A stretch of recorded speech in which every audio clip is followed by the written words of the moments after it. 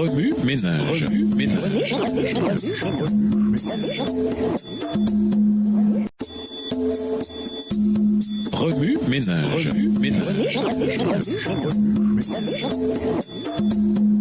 Bienvenue dans votre émission. Remue ménage. Nous voilà à la leçon du dimanche, des gérants pour gardiens, les responsabilités de la gestion chrétienne de la vie.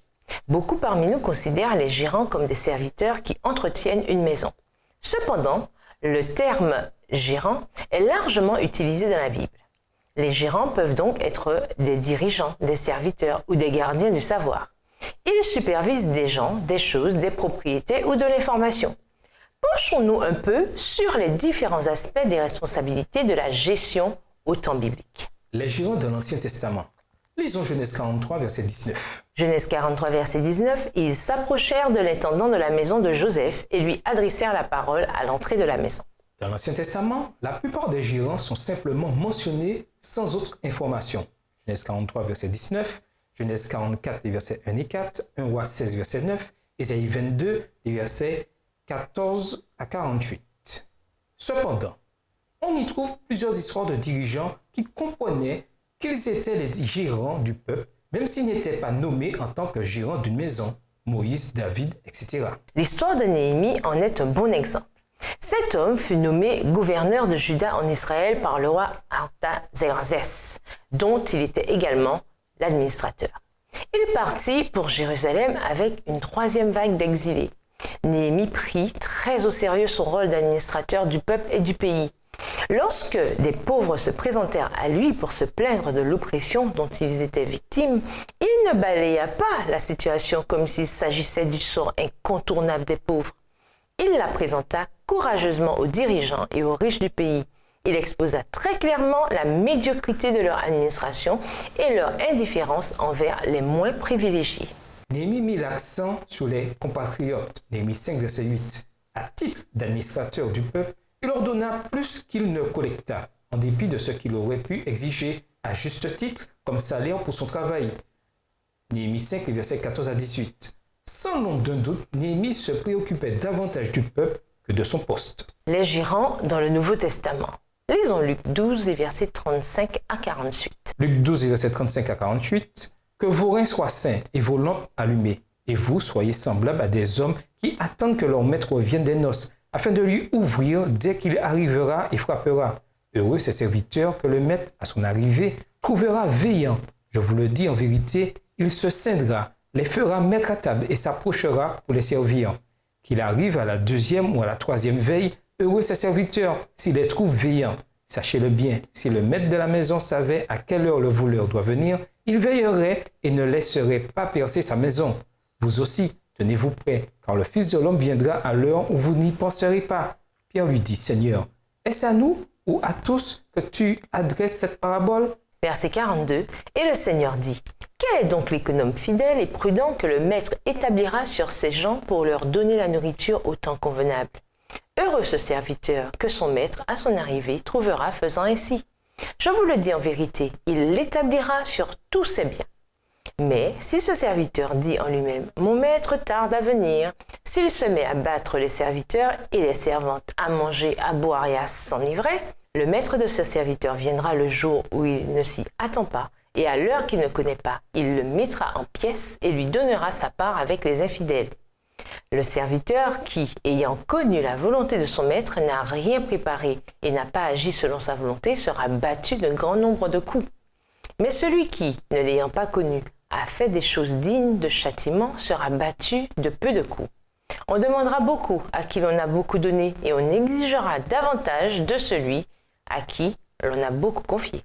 Ces passages du Nouveau Testament soulignent la fidélité envers Dieu dans nos activités quotidiennes.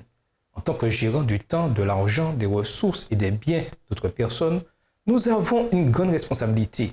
Il est extraordinaire que Dieu nous fasse confiance pour tant de choses alors que la majorité des individus gèrent mal ce qu'il leur a confié. Cependant, ces passages nous rappellent que finalement, Dieu nous tiendra responsables de notre bonne ou mauvaise gestion de ce qui lui appartient. Il dit, à qui l'on a beaucoup donné, on demandera beaucoup. À qui l'on a confié beaucoup, on demandera encore plus. Luc 12, verset 48. La vérité suivante fait, elle aussi, réfléchir. Celui qui est fidèle dans les petites choses est aussi fidèle dans les grandes. Celui qui est malhonnête dans les petites choses est aussi malhonnête dans les grandes. Luc 16, verset 10.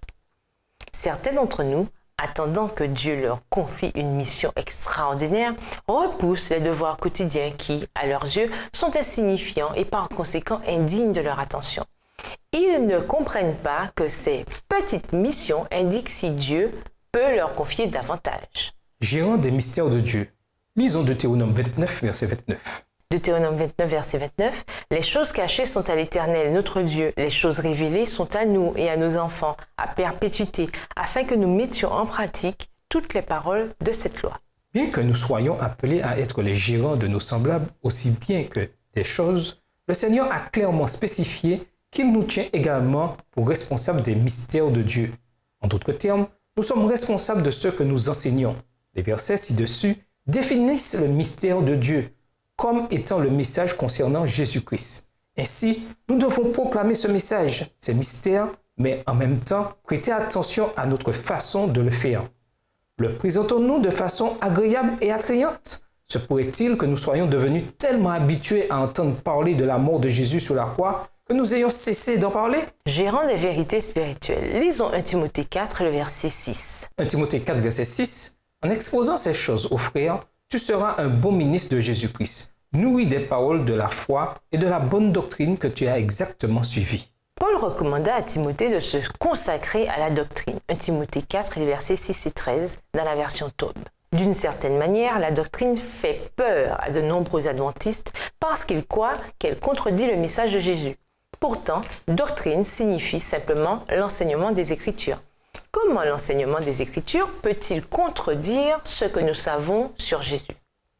Paul exhorte Timothée à se nourrir de la doctrine, à enseigner les Écritures et non les fables profanatrices, les contes de vieilles femmes.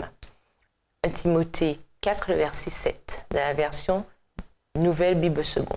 La compréhension des doctrines ajoute de la beauté au caractère de Dieu, qui est révélé d'un bout à l'autre des Écritures. Par exemple, l'étude de la doctrine du sanctuaire illustre l'amour de Dieu plus profondément car le sanctuaire montre comment Dieu s'est donné lui-même en devenant l'agneau sacrificiel. La vérité spirituelle et la vérité doctrinale sont une seule et même vérité. Par conséquent, notre spiritualité doit se fonder sur une juste compréhension de la personne de Dieu plutôt que sur des idées abstraites. Notre responsabilité en tant que gérant. Lisons Michée 6, verset 8. Michée 6, verset 8. On t'a fait connaître, ô homme, ce qui est bien. Et ce que l'Éternel demande de toi, c'est que tu pratiques la justice, que tu aimes la miséricorde et que tu marches humblement avec ton Dieu. Paul exhorta Timothée à ne favoriser qui que ce soit par ses actes. Il ne voulait pas d'une gestion médiocre de sa part. Comme Timothée était un administrateur du peuple, Paul l'encouragea à viser l'excellence dans l'accomplissement de son travail. Cette responsabilité est aussi la nôtre. Dieu, en effet, nous a confié des choses et des individus pour que nous les gérions. Notre responsabilité en tant que dirigeant et serviteur de Dieu consiste à prendre soin de ceux qui sont à notre charge, à être fidèles même dans les petites choses et à nous assurer que lorsque nous enseignons ou proclamons la vérité, nous fusionnons le mystère de Dieu, le message concernant Jésus, avec la vérité doctrinale. Nous sommes appelés à enseigner la vérité, à agir avec justice et amour envers nos semblables et à viser l'excellence dans tout ce que nous faisons. Remue-ménage, à titre personnel, quelle doctrine vous démontre le plus la beauté du caractère de Dieu? Quel devoir quotidien insignifiant à vos yeux devez-vous accepter et accomplir de votre mieux? Au revoir. Et à demain si Dieu veut. Remue-ménage. Remue-ménage.